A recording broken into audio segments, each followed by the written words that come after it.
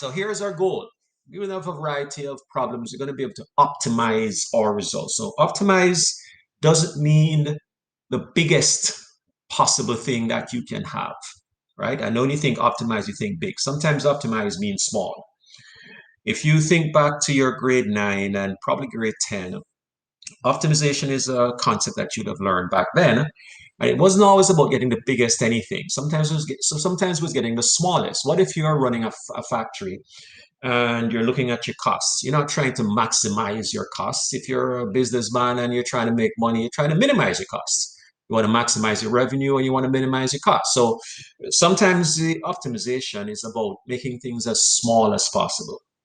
So when we're doing calculus, we know that we can find where turning points happen. So if there's a turning point, it probably means that you have a minimum there or a maximum. And sometimes the minimum is what you're really looking for. Anyway, let's look at the learning goals. Well, one goal. Given a variety of problems, we're going to be able to optimize our results. I think I said that before. Can you recall questions like these in previous math courses?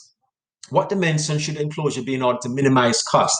You've seen that because I've taught grade 9. I know you've done that in grade 9. How much should the price be changed in order to maximize revenue? Again, grade 9 or maybe grade 10 kind of question. What's the minimum distance between the vehicles during the time that they were moving? You may not have done that one. Okay, let's see. No, Danny has been recording, I'm pretty sure. Can you post this after class? Yes, Danny, I always do, right? I'm recording right now, and I always put the YouTube videos up. Thank you, Irana, for pointing that out. And so you can certainly go through the YouTube video afterwards, all right? It's open. It's not like I restricted it anyway. Okay, so these are questions that are all optimization type questions, all right? So what are some general steps that we take when we're doing this? First, we start with a diagram and define the variables, what restrictions are on the variables. Diagram isn't always possible, but many times it is, right? When you're modeling something that you are encountering, many times a picture is something that will help you to really get into what it is that you're trying to find. So many times the diagram helps. I'm certainly going to be trying diagrams for many of those. I know I'm not an artist, so please don't judge me on the quality of my art. It's not going to look pretty, but hopefully it's effective. Next, create a function that models the situation, right? So you have your diagram, you define some variables, you know what the restrictions are. So your values of, let's say, x must be between, 2 points. Then you're going to create a function that models the situation. How can the maximum value for the function be found? Should the endpoints of the domain be considered in this step? Kind of like what we did yesterday, right? Or no, that was the day before. No, I think it was yesterday. When we were trying to find the extrema, we said that we would look at not only where they had the turning points, but we also said we had to look at the endpoints because that's maybe where the extrema were. And then we use the results of this optimization to reach a conclusion that answers the original question. So there's a kind of a game plan right there that we're going to be using for each one of these, right? You can check the box as you go along. Have I done the first step, second step, third step, what have you? All right, let's start with this one. This one you would have been able to do back in grade, I'm going to say grade 9, but it was not done with calculus back then, but we're going to use calculus this time, all right? So a farmer has 800 meters of fencing and wishes to enclose a rectangular field. One side of the field is against a country road that is already fenced. So the farmer only needs the remaining 3 sides of the field. Farmer wants to enclose the maximum possible area to use all the fencing. How does the farmer determine the dimensions to achieve the goal? All right. You didn't really need to read it because you could read it for yourself, but I'm sure it sounds like something you did back in grade 9. Right? So how are we going to do it now, but not with a grade 9 approach? All right. Sarah, you with me so far? Does that look familiar, by the way, Sarah? Remember seeing something like this in grade 9? Sarah there? Where's Sarah? Sarah, there you go. Do you remember that in grade 9? I'm not asking to tell me what to do. I'm just asking if you remember seeing a question like this in grade 9. We did optimization quite questions. Does that look? You do. Perfect. So some of what you did in grade 9, we're going to do it again right now. Okay, first of all, oh, sorry, I'm just setting up my thing for this stylus to come out. Hopefully it doesn't freeze on me today. First of all, yeah, we do need to set up a little box to represent the rectangular field, all right? So maybe I should use this thing right here. So maybe something like this. And we need a line that represents one side of this, which doesn't actually need a fence. So let's say I'm going to put my line right about here. In fact, I'm going to move both of these things up a bit here. Actually, I can put my line, I put the line on top. All right. So let's now define some variables. Let's define the dimensions of this field as being x and y. So I'll say that this is x here, and this is y here. So if it's a rectangular thing, you know that both of these are x's. All right. So let's put a little let statement, say let x be the width of the field, and let y be the length of the field. Right? Lengths. So these let statements are often quite useful. So, and again, you've seen this before. Sarah remembers this from grade 9. What we could do next is we could say that these distances, this width and this length, all adds up to the 800 meters of fencing. So there are two x's and there's a y, and that's equal to 800. Right? So far, so good, hopefully. Right? Those must add up to 800 because the fact is that it's only 800 meters of fencing that's there. All right? And the other thing is that we also know that the volume, well, we'll get to the volume in a little while. We also know that in terms of the dimensions of this thing, that x must be greater than 0, and also y must be greater than 0. So we should bear that in mind. But furthermore, we should also remember that since x plus y is equal to 800, that means that y must be equal to 800 minus 2x. And since 800 minus 2x, sorry, let me erase that. And since this is what y is, and we said that y has to be greater than 0, then 800 minus 2x must itself be greater than 0. That all seems to follow. We said that y had to be greater than 0, and we're saying that y is the same thing as 800 minus 2x, right? And if I were to do the math on this, then minus 2x must be greater than minus 800. And if we divide through both sides by 2, minus 2, sorry, then x must be less than 400. All right, remember that when you divide by a negative, you have to flip the inequality. So among the restraints that we have, this y being greater than 0 also means that x has to be less than 400, right? So if we're looking at this purely from the perspective of x, it means that the x that we're going to get from this must be somewhere less than 400, but greater than 0. So that's kind of the domain that we're going to be working with here. You cannot have an x which is either less than 0 or greater than 400.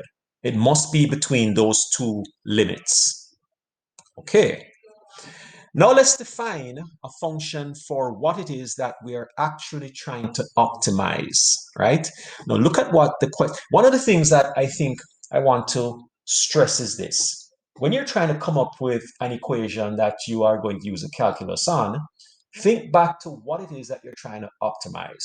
If I go back to the question says the farmer wants to enclose the maximum possible area. So it looks like area is the issue here. That's the thing we're either trying to maximize or minimize.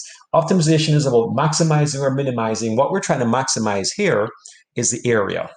So I need a formula, a function for area. And we know that area of a rectangle is equal to length times width. So in this case, it's x times y.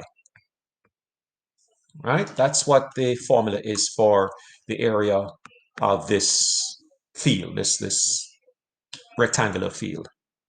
But we also know that we can substitute for for y by saying that a is equal to x times 800 minus 2x.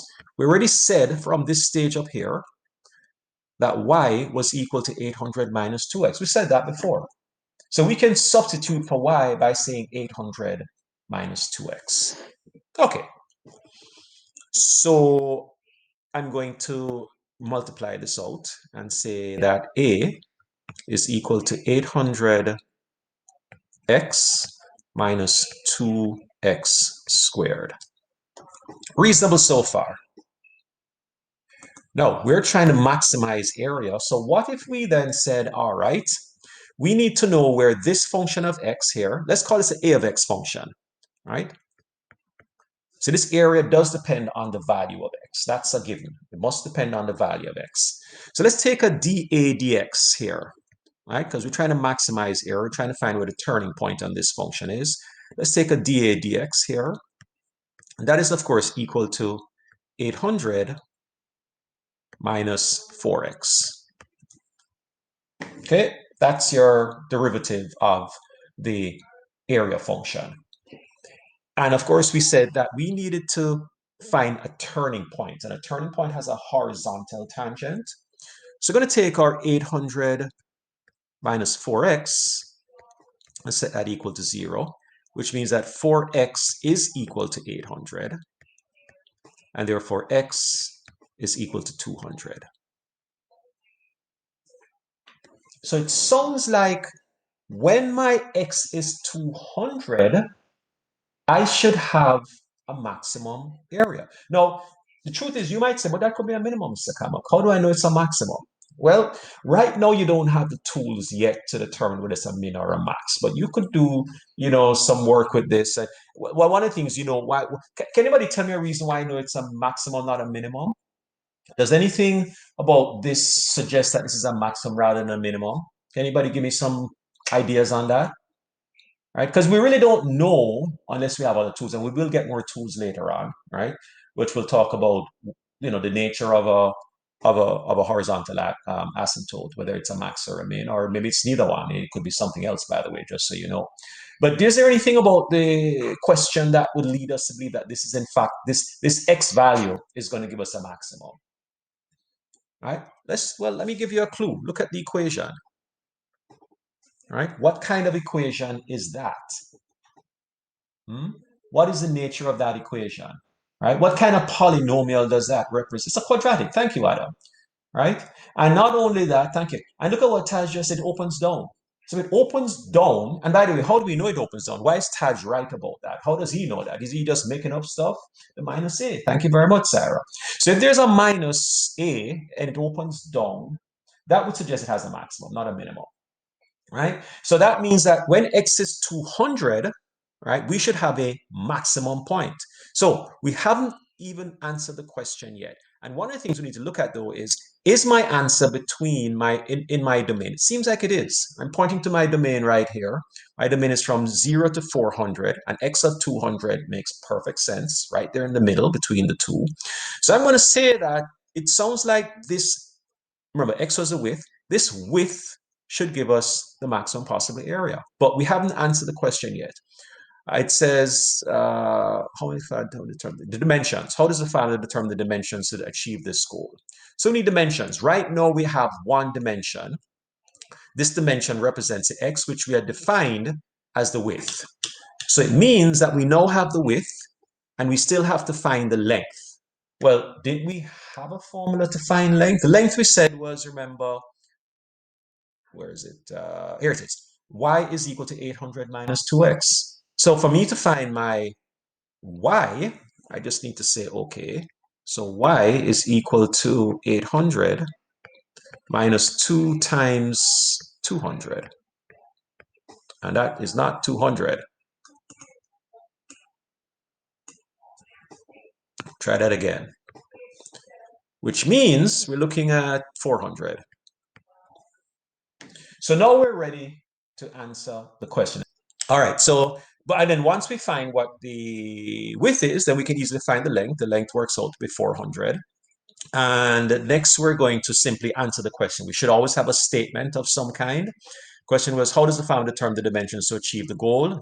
So the dimensions to optimize the area, the dimensions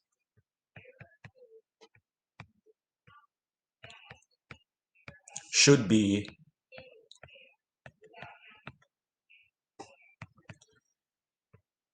200 by 400 meters. Just a minute here. Yeah, meters. So 200 meters by 400 meters. And clearly, if you take 200 meter and a 400 meter line and add them up, you're going to get 800. So it works out that way. So the dimension should be that to maximize area. No, we haven't answered the question of what is that area, but that's easy enough. That's just multiplying those two numbers together. Okay? So to maximize area.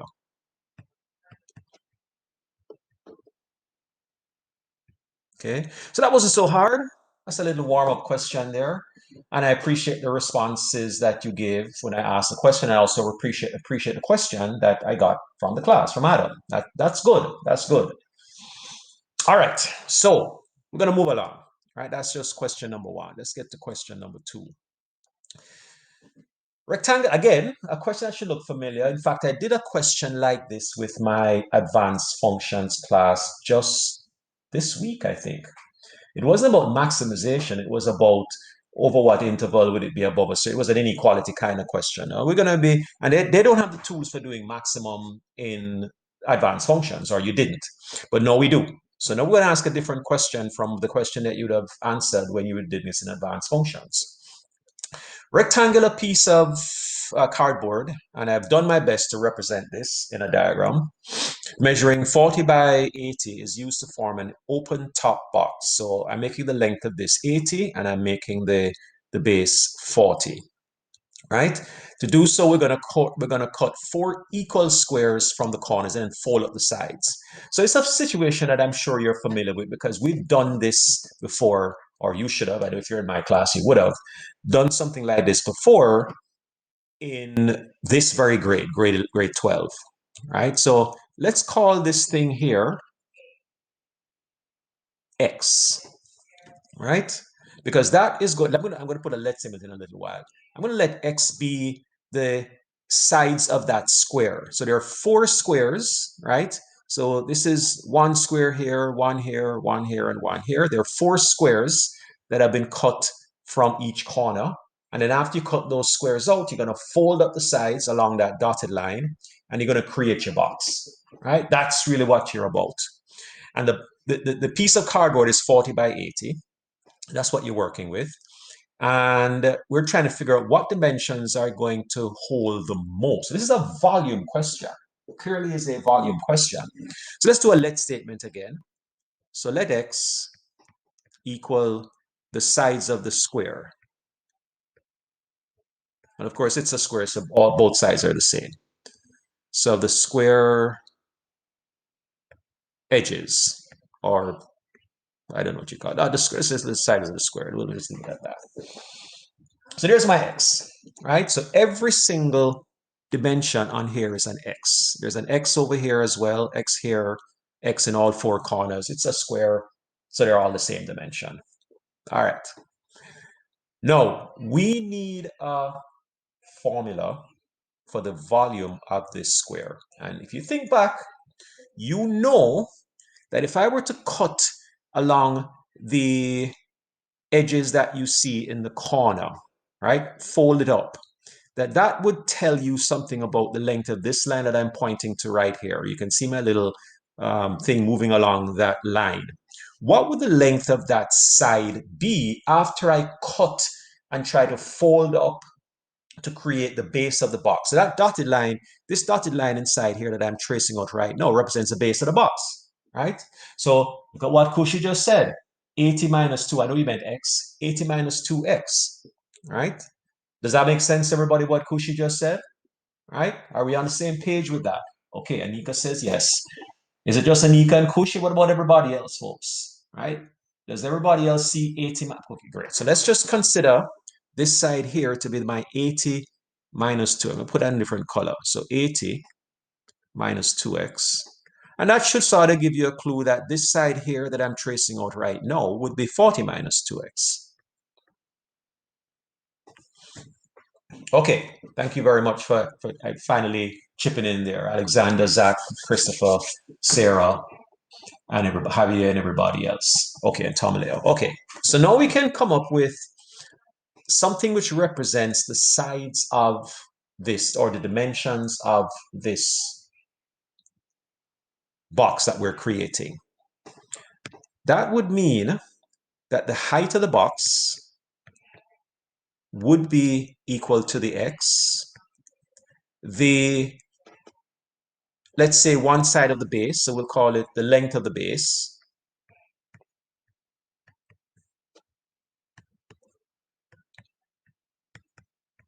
would be equal to 80 minus 2x. And let's say the width of the base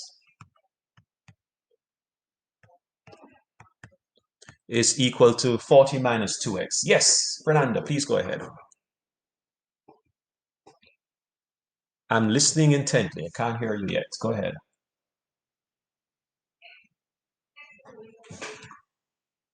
Oh, okay. All right. So if that is the case, we do have some restrictions on the x because, and again, this should look familiar. And I'll give you what these restrictions are. I'll put separate ones here. That x has to be greater than 0. That's one restriction.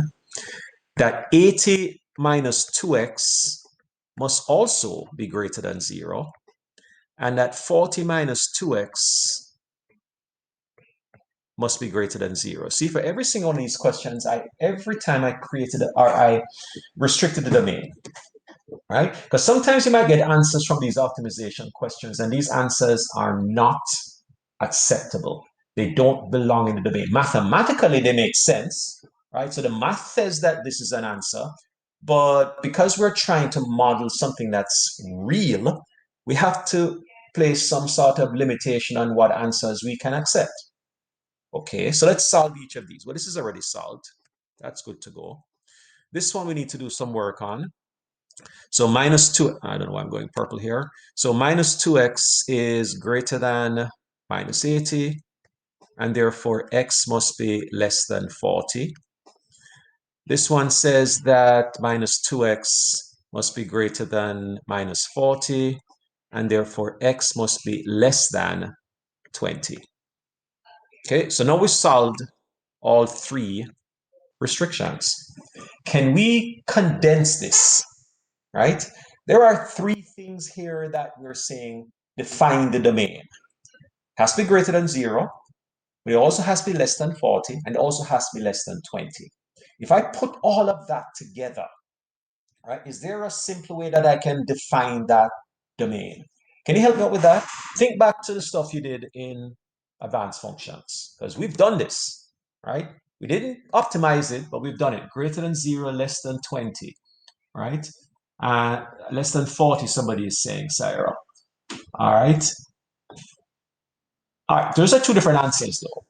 Okay, so Ashman thinks it's 0 to 20. Sarah thinks it's 20 to 40. And Adam and Tej are saying 0 to 20. All right, I'm going to go with the last two responses. In fact, let's see. And so Adam and Tej and Sarah, all right? Who else? And yeah, Adam, right? So I'm going to go with those answers. And Ashman as well said that. And you have to remember that if I'm going to be less than 40 and less than 20, I have to satisfy both of those. That's something you need to wrap your head around.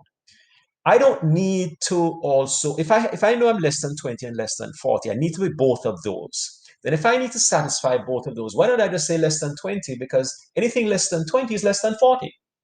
So it means that my domain could be defined as, I'm going to use the brackets to do it. My domain, I don't know why I'm on red now, is round bracket 0, round bracket 20. Why round? Because I cannot be actually 20 and I cannot actually be 0. So Kushi, yes, and everybody else who has chimed in, I appreciate. This is what I like, right? I'm really happy when I see people offering up responses and participating this way, even though I'm not calling you in and putting you on the spotlight and you know turning the wheel and all that good stuff. I appreciate when people are stepping up like that. So 0 to 20 would be my domain. If I get an answer that's not in that domain, can't go with it, can't live with it. Okay, let's go back now to what we're trying to do. So I need to come up with an equation for what it is that we're trying to optimize here. So I'm going to go back to the question, what dimension should the box be in order to hold the most? Okay, so this looks like I'm trying to maximize something. And what am I trying to maximize? I'm trying to maximize the volume. So I need a V volume. Go back to black actually. I need a V of X formula. And I think you should remember what my V of X formula is. It's equal to, well, why don't I just ask you, right? How do I get the volume of this thing? I mean, I have enough information there to come up with a volume expression. What would that volume expression look like? Right? Let me scroll up to give you some clues there. Right? What is that volume expression going to look like? Because I don't have a volume. Remember, I'm trying to maximize for volume. So look at what Sarah just said. It says it's length times width times height. And we have something for length, we have something for width, we have something for height. So we're ready to go. Right? So I'm going to go ahead and put the length in, but I'm not going to say length. I'm going to put 80 minus 2x. I'm not going to say width. I'm going to say 40 minus 2x. I'm not going to say height. I'm going to say x. And Ashwin has it right there laid out for you. We'll put the x first, though. So x times 80 minus 2x and 40 minus 2x. Okay, so this is my volume function. This is what I need to try and maximize, right? And eventually they're going to ask us for the dimension. So we need to know the length, we need to know the width, we need to know the height. That's what we're trying to figure out in the long run after this is all done. And our x's, when we start for x, needs to be between 0 and 20. Anything outside of that, can't use it. So what do you think, folks? Give me some strategies at this point. So v is equal to, we have this formula, three things being multiplied. What kind of next step do you think is going to make sense right now?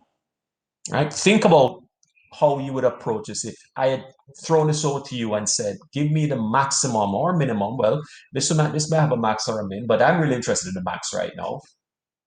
Right? So expand and simplify the equation, and all of those things make, thank you, Nika, Adam, and Fernando. Yes, we're going to FOIL it out.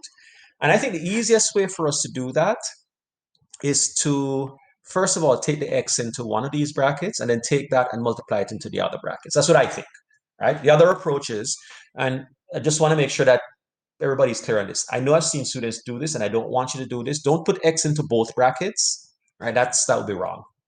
I'm going to take x times the first bracket, so that would give me 80x minus 2x squared, and then 40 minus 2x. So do not, let me say it again, do not multiply x into both brackets. That's wrong. It's x times either one of them, and then you take what you have and multiply that again. All right? So, and let me just sort of take a quick aside and tell you why that is. What if I gave you three numbers to multiply? Let's say I gave you 3 times 5 times 2. Let's make it easy so it's easy numbers to work with. I know what some people are thinking. Why don't I take the 3 times the 5 and the 3 times 2? Because they're using they're trying to distribute it. It's not. It's 3 times 5, and then take that result and multiply it by 2. The answer to this is 30. Right? Or I could take the 5 times the 2, which is 10 times the 3, which is 30. Or I could take the 3 times the 2, which is 6, and then multiply by the 5, which is still 30. But do not take 3 times 2 and 3 times 5, because that will be wrong. All right, I just want to make sure we're clear on that. I'm going to erase this right now, but I thought it was worth making a point of saying that. All right, so you said FOIL. We're going to go ahead and continue multiplying this out. I need some more room, so I'm going to go all the way over here. Okay, what happened to my, okay. I'm going to go all the way over here. 80x times 40.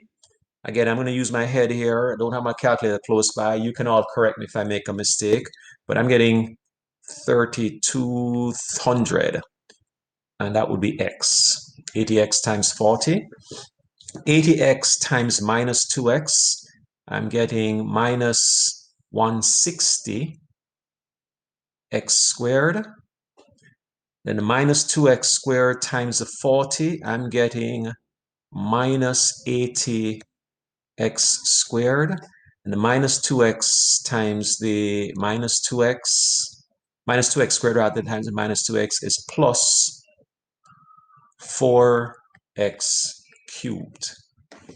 All right, now let me tidy this up a little bit by putting it in ascending order of powers. So 4x cubed, put these two together, that's going to give me minus 240, I think.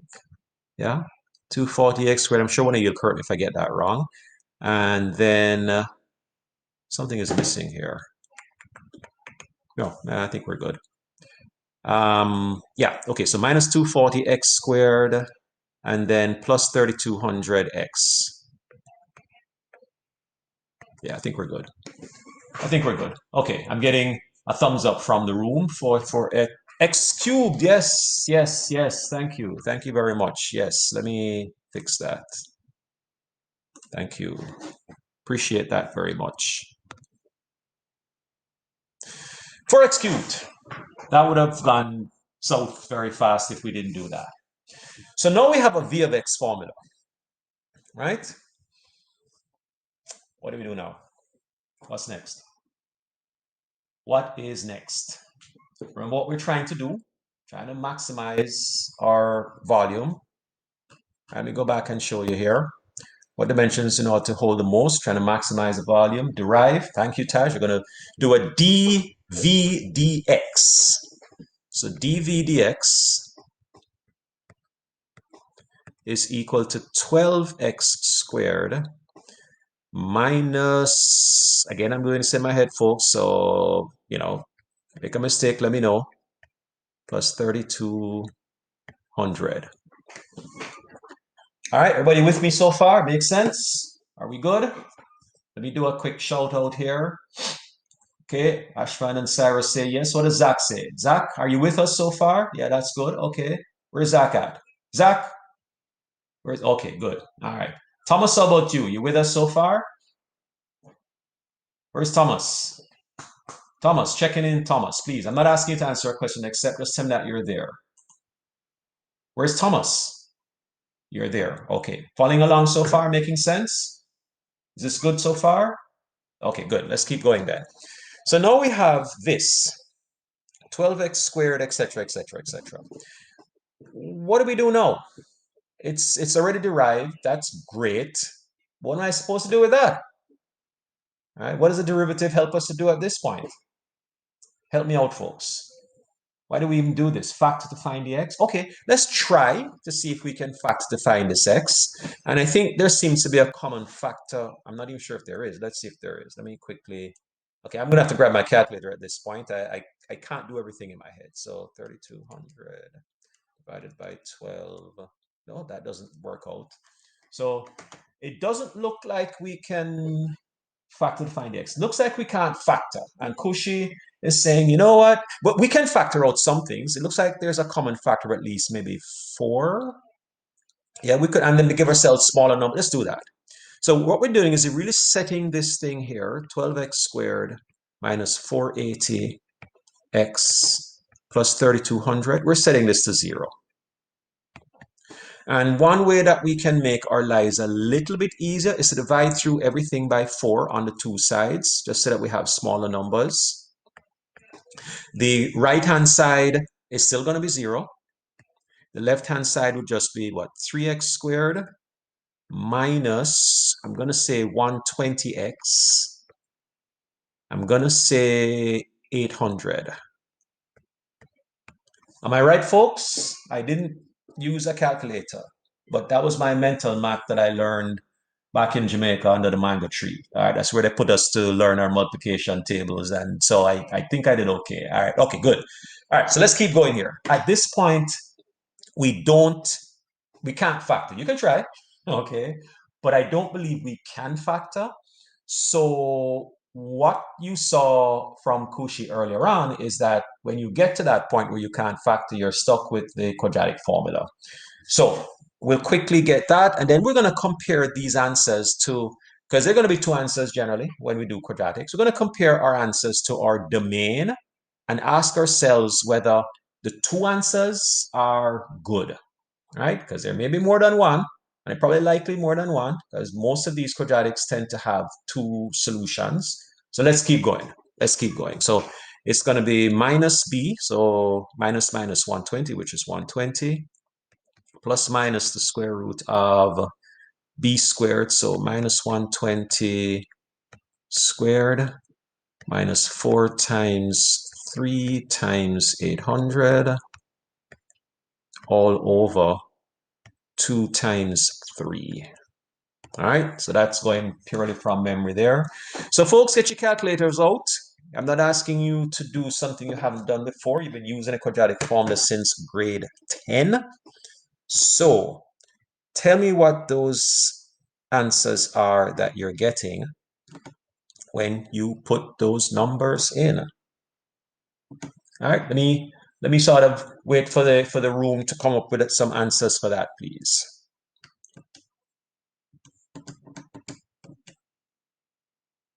Yes, and I'm using my calculator to do it. I don't expect you to be able to do this on your own without a calculator. All right. So hopefully everybody is doing this. Tomaleo, let me ask you for your answers, please. Do you have yours yet, or are you still working? Still figuring it out? Not yet? Okay, give you a chance to do that. I'm not asking anybody to do anything that is more than what you did in grade 10. So I don't expect anybody to have any trouble doing this. Just plugging some numbers into. So, okay, so Adam got that. Okay, let me hear what Tomalea has though. Thank you, Adam, but let's hear what Tomalea has and then we'll see.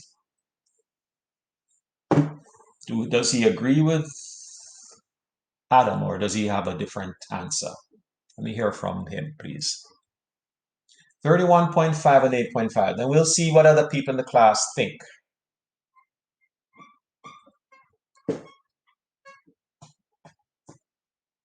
All right, so I'm pausing for a bit to give everybody a chance to get this done. And by the way, I know that a lot of you have the calculators that can solve quadratics. I'm quite aware of that. So Tomala is saying same answers, and I'm actually going to agree with that. 31.5. It's approximately, by the way, just so you know. You should always say approximately or about when it's not an exact answer. If it's not like a number like 6 or 9 or 25, you should always say it's about 31.5 and also 8.5 if we round to 1 decimal place. All right, did everybody else get the same thing, by the way? Just want to take a quick poll of the room there. Did you all get the 31.5? Excellent, excellent. Okay, so let's now ask ourselves, are these answers good? Let's go back and have another look here, right? Our domain, right there in red, was 0 to 20. Guess what that's telling us? It's telling us that as good as that 31.5 looks in the calculator, it ain't gonna cut it in our question, right? It's interesting, it's positive, and sometimes you think when you get an answer for something to do with time or distance or anything like that, that once the answer is positive, it's fine. Turns out it's not in this case. 31.5 is a positive answer, but it's not. Does anybody see why it's not, by the way? Does anybody see what the problem is with 31.5? Can anybody sort of put that into terms that everyday language? Out of the domain. Yeah, that's true, but why? Let's look back at the diagram again, right? Why would 31.5 is greater than, there you go, it's greater than even the 20, right? I could not cut a square. Try cutting a square out of the corners of this thing here, right? And making one of the sides 31.5. One of the corners of the square, 31.5, right? So 31.5 taken off of one side, 31.5 taken off of the other side. How are you going to get this side to be 40 centimeters if you're taking 31.5? It's not even going to work for this side either, I don't think. Or can it? 31? Oh, actually, you could take it out of the 80 centimeter side, but you can't take it out of this side, all right? So right there, you know that the restrictions on the domain made sense. So we can no longer accept the 31.5. As good as it looks, mathematically, the only answer that we can accept is the 8.5. So let's go back now and tell Mr. or Mrs. Does it say anything? Okay, well, whoever, all right? Tell this person who is trying to create this box that if you want this box to be, if you know you have 80 by 40, right? If those are the dimensions of the cardboard that you're using, and you want this box to be the biggest volume box that you can get out of this, then the calculus that we learned in Mr. Kamak's grade 12 class tells us that these squares need to be 8.5 centimeters approximately for that to work. Now let's answer the actual question. What dimensions should the box have in order to hold the most? So we can now answer the question by first of all figuring out what the length is and what the width is. So the length, let me go back to black here. The length is going to be equal to, again, it's approximate, is going to be equal to 80 minus 2 times 8.5,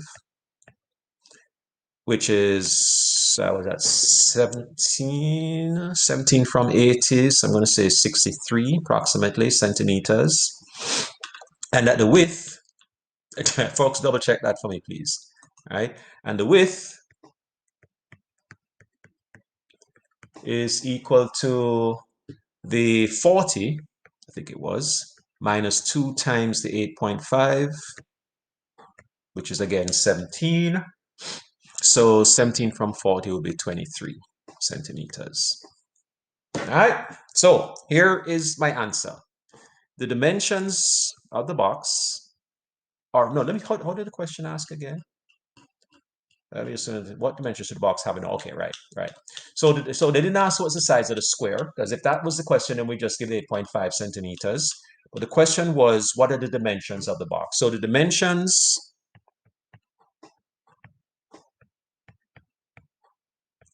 are about, not exactly, just very close to, about 8.5 cm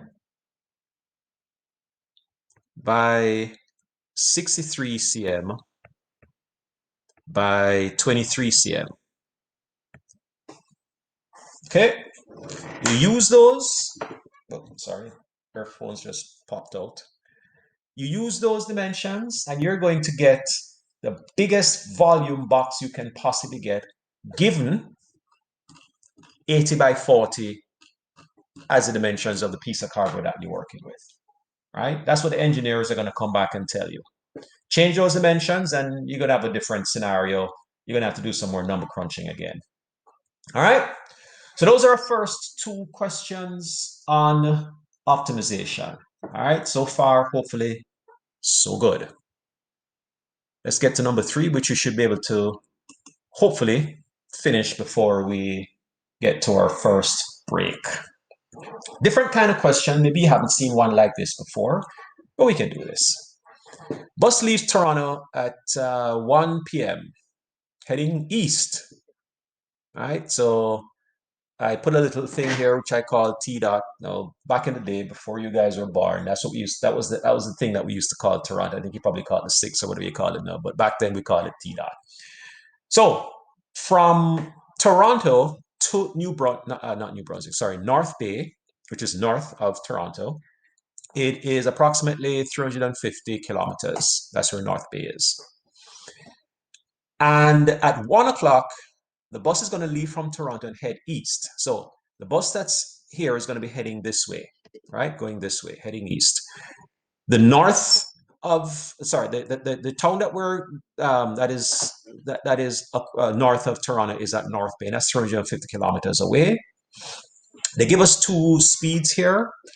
The person heading east is going at 90 kilometers per hour, right? Heading east at that speed. The person heading south from North Bay is going at 80 kilometers per hour. And they're going to stop at 4 p.m. for a break. So during that time period, so when you're going from 1 o'clock to 4 o'clock, what is the closest to each other that they got? What's the closest to each other that they got? That's what we're working with here, folks. Right? So we know right now they're 350 kilometers apart because they're starting off at the same time. But as they move, right? And that's how we're going to start this off. As they move, the distance between them is going to start changing, right? So let's just sort of make sure we understand what's happening here. Where would they be in 1 hour? Let's just ask. Let's pose that hypothetical before we get into the weeds on this thing here. Won't it be the start? Well, we're going to find out, Danny. So you think they're going to be closer at the start than any other time, right? So let's do this. We'll see. We'll see. So where are they? Where are they in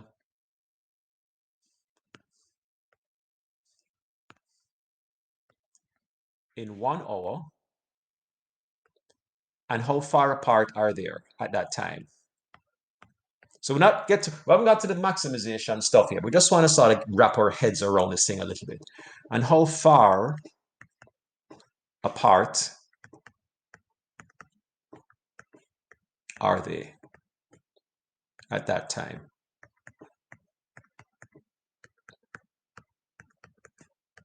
All right, that's the question I'm going to be posing. So let's change up this diagram a little bit for where they are 1 hour later. Right? I'm going to put another little triangle here. So let me see if I can find my shape thing here. Where's my shape thing? Here we go, right there. So this is a little triangle that represents 1 hour later, right? So what distance should I put here that they should be apart at that point? Oh, never mind. Carly's different places. Well, okay, they do. Yeah, they're not there. They're not starting at the same place, by the way, Adam. Right? So let's just use this as being 1 hour later. Right? Look at the speeds at which they're traveling. Right? Look at the speeds at which they're traveling. Right now, by the way, at the start, I think we all agree that the distance between them is 350 kilometers because they're starting off in Toronto and in North Bay, which are 250 meters apart. So that's how far apart they are. Okay. But where are they 1 hour later? What's this distance that we're going to have between the person who has started off and now they're now 1 hour later at a new spot? And what about the person traveling from Toronto? How far is that person? That's like a 4 hour drive. It is. I've actually done the drive. Long story, but I've actually done that drive before. Actually, I'll just tell you. That's where I went to do my driving test when I first came to Canada because I couldn't get an appointment in this area, so I drove all the way to North Bay. So I do know how far it is, Danny. Anyway, let's get back to this. So how far, what's the length of this line now, right? This line that represents remember, he's going from here to here. So what is the length of this line going down here? If he's traveling in that distance, traveling in that direction, and he or she is going at a speed of 80 kilometers per hour. Where are they now? Where's that person now? What's this distance now from here to here? Right? Can anybody help me out with that? Right? What's that distance now? Think about that, folks. You started off 350 kilometers away, and you've been driving for an hour, and you're traveling at a rate of 80 kilometers per hour. So what's the math on that? 350 minus 80. Thank you very much. Okay. So let's just. Does everybody see what Adam just said? By the way, does that answer make sense? What Adam just said, does that make sense? 350 minus 80. Distance is equal to distance. Yeah. Speed times time. Absolutely. And we're going to get to all of that in a minute. You're quite right. But does everybody see why 350? Okay, great. All right. Everybody else see that. Umair, how about you? What do you think? Does the 350 minus 80 make sense? Umair, where are you? Where's Umair? Okay, good. So that means it's 270 then. So this distance is now 270. Oh, that's not what I wanted to do. So this distance is now 270 from here to here, right? This the distance between where this person is now 270 kilometers away from where the T dot is, and then how about the person who is traveling from Toronto? How far away is that person? Distance minus speed. Okay, good. Thank you, Adam. How about the person who is going from Toronto? How far is that person? 350 minus 90? No, not quite. Not quite. No, no. Because remember, where you started off from is here, and you're going in this direction. So we're talking about what the length of this line is down here, the line I'm pointing to now, right? Remember, you're traveling at a speed of, what is it, 90 kilometers per hour. So how far are you? So it's just going to be 90 kilometers. Does that math make sense? Can everybody accept that from the length of this line here is 270. The length of this line here, this is the path that one person is traveling along. As this person leaves North Bay and is going down towards Toronto, they are now 270 kilometers away from Toronto at 1 hour. And the person who started off at Toronto and is going east from Toronto is now 90 kilometers away from Toronto. Right? So, how far apart are they at this point? How do I find the distance between them at this point? The distance, when they started off, they were 350 kilometers apart. So, there's a line on here that represents how far they are apart right now. Remember, one person is up here now, right? This is the guy who left from North Bay. And there's one person over here now. So, we need to find what? To find the distance between them. We need to find this length of this line right here. That's the line that we need to find. Does that make sense to everybody? We just make sure that that makes sense to everybody. That the distance between these two is the length of that, and now here's the clue: hypotenuse. Remember, east and north would be at right angles to each other. So this line here represents a hypotenuse. And look at what Koshi just said. We're talking Pythagoras at this point. We absolutely are talking Pythagoras. So let's go ahead and find that distance. In fact, folks, you're now in grade 12 calculus. Tell me how far apart they are, please. Go ahead, calculate that for yourself. I'm going to ask one of you in a minute for that distance. And then we're going to ask ourselves, are they closer together now than when they started? Kushi said we're going to use Pythagoras. Use Pythagoras, right? I'm going to ask one of you in a second for that answer. And please don't tell me that I'm asking you to do too much by asking you to find the hypotenuse of a right triangle in grade 12. Okay, so you find the length of that line. I'm going to ask one of you for that answer in exactly, what is it now? Is it 11:06? 11:06 and 14 seconds. I'm going to ask you for that in exactly a minute. And of course, the reason I'm asking is because we're going to ask ourselves, are they closer together now, and are they further apart now than when they started off? That's kind of where we're going with this.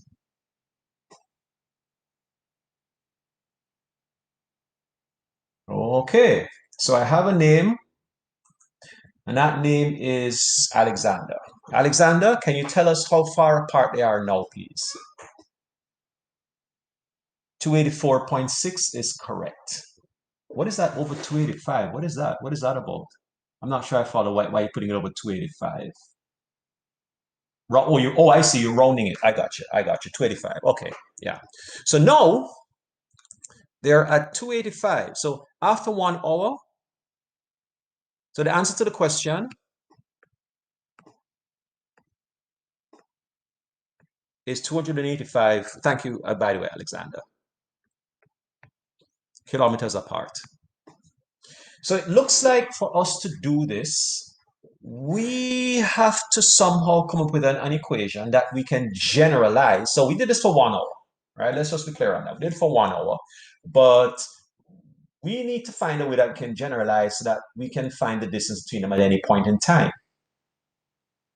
And then figure out using calculus what is the minimum distance between them. Hopefully that makes sense. All right. So what do we use as our let statement? So I just want to make sure that I haven't left anybody behind so far, that it sounds like this is going to be some kind of a Pythagoras related kind of question, right? And that if we can come up with an equation that involves Pythagoras and then use calculus to find the minimum on that equation, that we might be able to do this. All right. It's 11:10 right now. So let's start off with a let statement here. All right. What do you think would be a good let statement for us to use? What would be a good variable for us to, and I'll use x for no particular reason, right?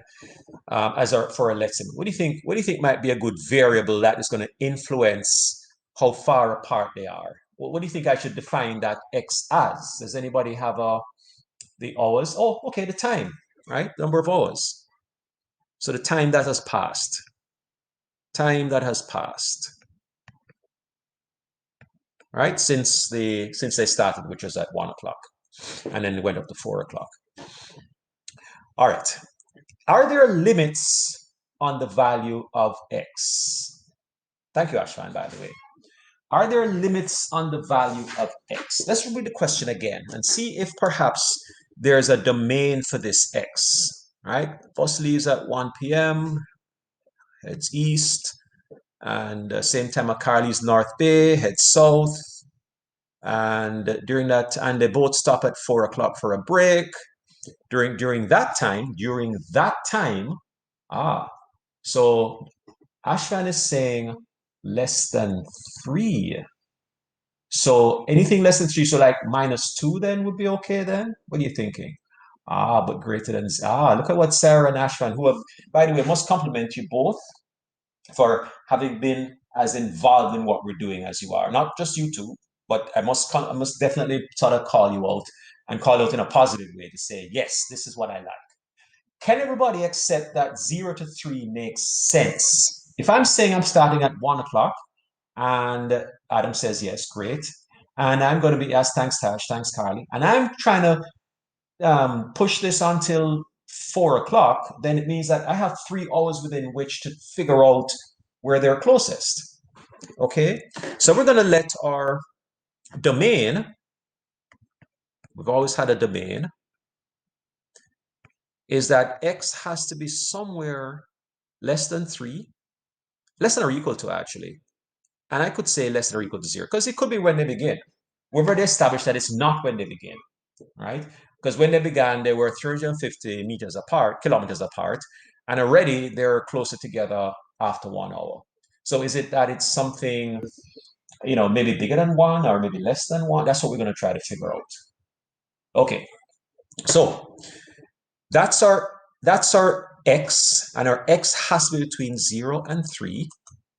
So now let's see if we can come up with an equation to represent each of these distances here, right? So this distance that goes from North Bay down to Toronto, and the distance that, because we use these when we're doing that, when Alexander was trying to figure out how far apart they were, he used those 2 distances. So let's come up with 2 distances. We'll call it T1 and T2, time 1 and, or distance 1 and distance 2, not T, but distance 1 and distance 2.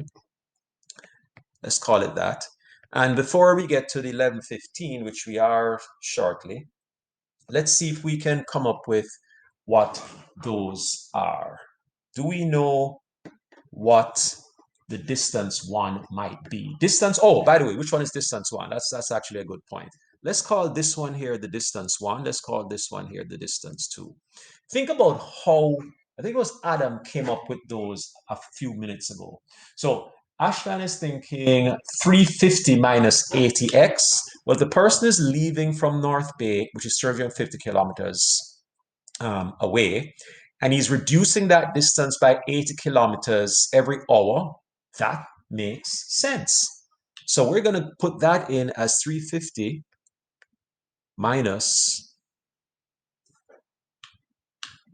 80x. Hold on, not yeah, minus 80x.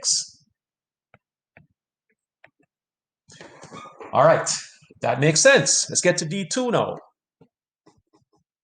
For D2, What do you think, folks? I'm going to give you a break in a second. Look at what Adam says. It's just 90 times x, right? Whatever the time is, just multiply it by 90. Every hour, you're going to travel another 90 kilometers. So this is 90 times x. There you go. So now we've defined a function to represent both the two distances, the d1 and the d2. So the total distance, and then I'll take the break after this. The total distance will be equal to the 350 minus 80x. Oh no, that's not the total distance because we have to use Pythagoras for that. I'm sorry. Let's you know what? That's actually a good that's actually a good cue for me to say maybe it is time for us to take a break. All right, so I think we kind of know where to go with this. I think we do, right? So if one distance is, we're calling it d1, 350 minus 80x, and the other distance is the 80 minus x, I'm thinking that I can use Pythagoras to find the distance between these two things. So what I'm going to do is I'm going to set up my distance, my total distance. Let's call it distance. Yeah, the distance between these two things as a function of t, or x rather, where x is the time that has passed, is going to be equal to the square root of the 350 minus 80x squared plus the 90x squared. Now tell me if that sounds about right to you. Isn't that how we do? Isn't that what Alexander did a couple of minutes ago when I asked him to figure out the distance between the two people? He used Pythagoras by taking well, we actually had a number then. We had 270 and 90. But now we're just generalizing and saying we're going to use one distance as 350 minus 80x, because it depends on the value of x, and 90x again, because it depends on the value of x squared. So that's kind of sounds like it made sense. So we should have a square root function this time for us to maximize. We're about to try to find our, and I think you already know that we're going to do we're trying to find the derivative of this. So it's really d prime of x is really what we're after. And how best to do this? Well, let's start off by expanding the stuff inside, right? And this is going to be a little messy, but I'm going to need my calculator. I don't profess able to do this without my calculator. 350 squared is 122,500. You should be doing this for yourself because, I make mistakes sometimes. And then the minus 80 times 350. So 80 times 350 times 2 is minus 5,600 x.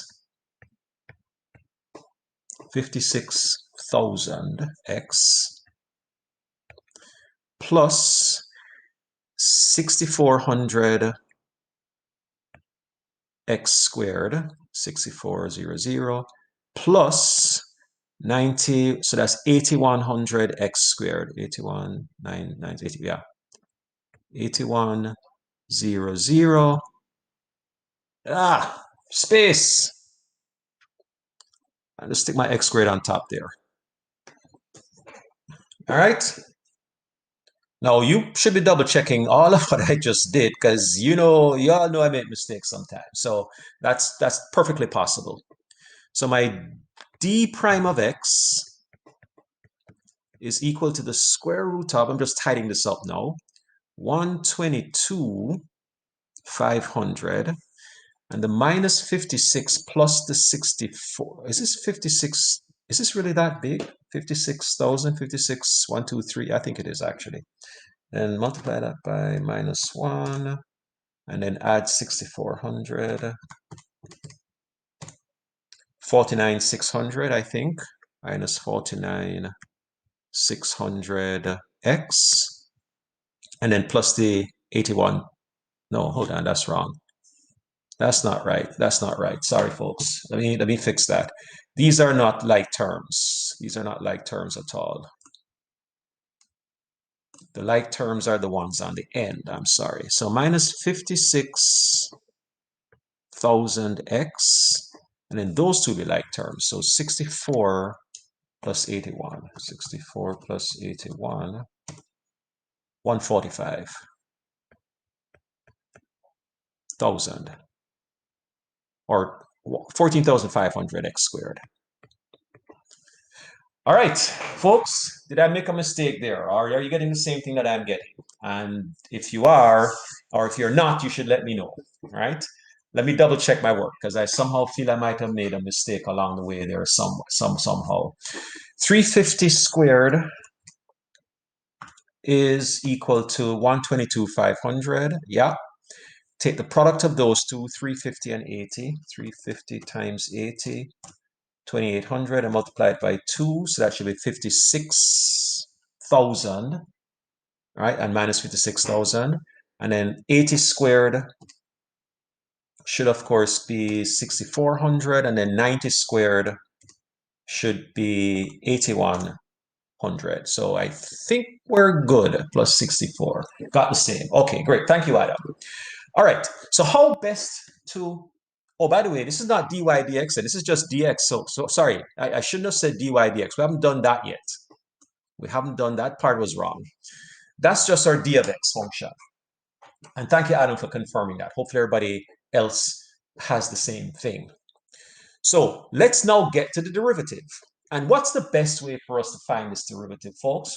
How would you rewrite this so that we could easily find its derivative? It's the square root of all of that stuff that we have there, right? And now we're going to have to find the derivative of it, right? What's the first derivative of this function? What's the best way for us to approach getting that derivative? That's my question for you. Anybody? Right? Put it in order for us, probably true, yeah. And then look at Tash says, put it to the power of a half. Absolutely. So I'll do both at the same time. I'm going to rewrite this out. So it's still not derivative yet. I made a mistake by saying it was a derivative before. It's not yet. So I'm going to take all of this, put it in a bracket, 14,500 x squared minus 56,000 x plus 122,500 and raise that all to the power of a half. Okay, thank you, Tash. Thank you, Ariana. And thank you, Adam. So now we're ready to find the derivative.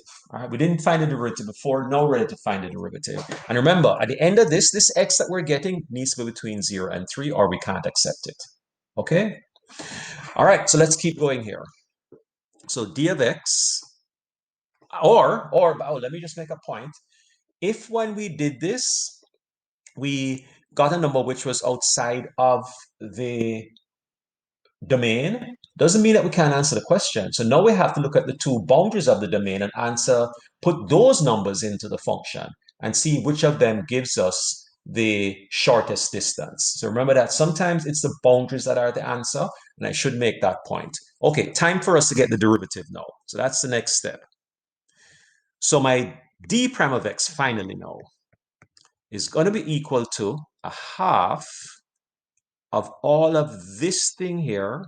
We'll try to squeeze it all in. 14,500 x squared minus 56,000 x plus 122,500 to the power of minus a half multiplied by the inside derivative, which I'm getting to be, so this is all being multiplied by my next line, is going to be equal to 29,000 x minus 56,000. 56,000. Okay, so let me try to write this all down now. Remember, it's using the chain law, half times the whole thing to the minus a half multiplied by the root of the inside, which is what I'm getting on top. So let me try to write this down a little differently. So the d of x function is equal to this thing on top, 29,000 x minus 56,000 56,000, 29,000, 56,000. Yeah, that sounds about right. 29, 28, 29. Yeah. All over 2 times the square root of the 14,500 x squared minus the 56,000x plus 122,500. Okay, what do we do with that is the question. We found this derivative, looks great. Plug in 0 and 3. Well, if we plugged in 0, all we're doing is figuring out what the slope of the function is at 0 or what the slope of the function is at 3. So I wouldn't do that. Think of what maximization or optimization, I should say. Optimization is really getting us to do. We're trying to figure out where the slope, and this thing that we're looking at here is the slope tool that we have, where the slope is probably horizontal, where it's 0. Set it equal to 0. Well, that makes more sense. Everybody following what Adam is suggesting, right? I'm going to set this thing to 0. No, it's a fraction, which means there's a numerator denominator. Where do we focus our attention at this point? Where is the numerator? Thank you, Ashvan. So I'm going to ignore the denominator. That denominator would be useful if I had to find the slope at any other point. But if I'm just trying to find where this is equal to 0, I'm just going to focus on the top. So 29,000x is equal to 56,000, sorry, or minus 56,000. Actually, I'm not, let me not jump ahead here. Minus 56,000 equals 0. All right, so I'm using the numerator as Ashwin suggested, and I'm setting that equal to 0. So yes, it does mean that x would be equal to, when you go through all the math, 56,000 divided by 29,000. So what's my answer?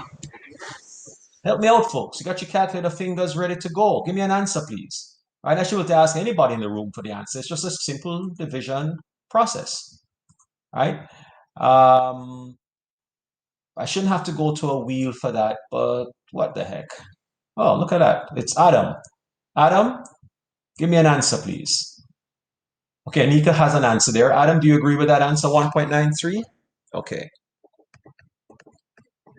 Now, what does that, thank you, Kushi, and thank you, Adam, and thank you, Anika, by the way. By the way, I agree with all of your answers, 1.93. And we should just double check. Is that x consistent with what we were saying the domain is? The domain says from 1 to 3. So 1.93, and that's about, by the way, because we had to round it. What units should I attach to that, by the way? Right? What units does it make sense for me to put on this 1.93? Always? Well, let's go back and see what x was measuring, right? According to this thing, x is a time that has passed, right? The number of hours that has passed. So yeah, it is in fact time. It's 1.93 hours. Now, let's make sure we're answering the question, because we're not sure whether we're answering the question yet. Was it the number of hours, or was it how far apart they are? No. During that time period, what's the closest to each other that they got?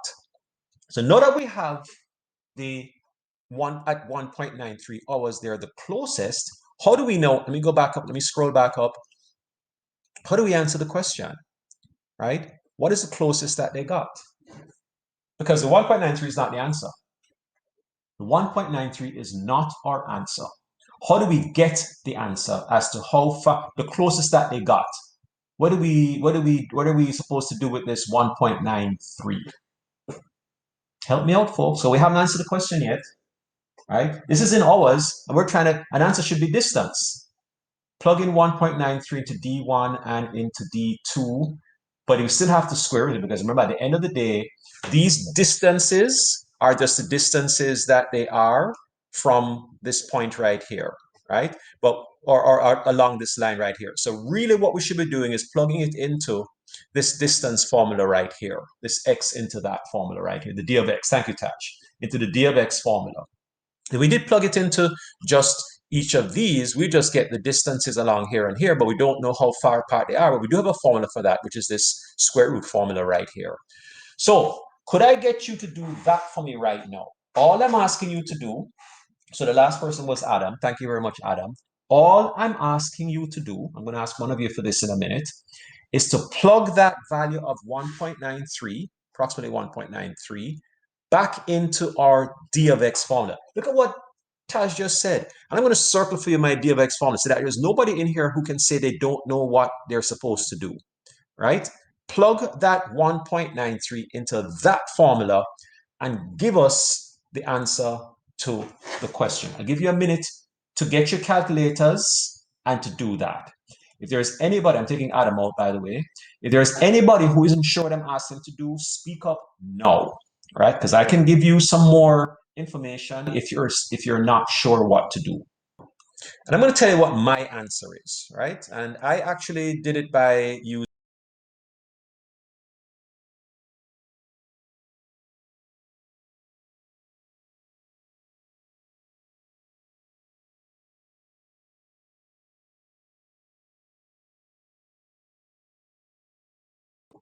d of 1.93 approximately equal to 261.6 is what I had. Did anybody get 261.6 as well? That's what I got.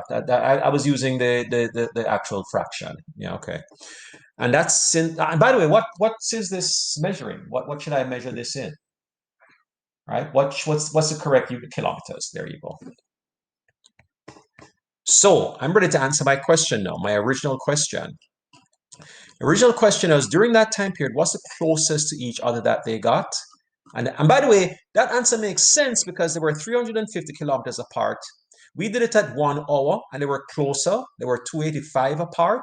Turns out they could be even closer than that, as we just got from Umair, because we ended up with 261.6. That's the closest that they could possibly be. So my answer, just to put a bow on this, is the closest distance, which occurred, by the way, at 1.93. They didn't ask this question, but I'm going to put that in. At 1 point, just to sort of show the teacher I really know what I'm doing. At 1.93 hours, longest distance was 261. What the heck is that, Mr. Kamak? Sorry. Was 261.6 kilometers. Okay?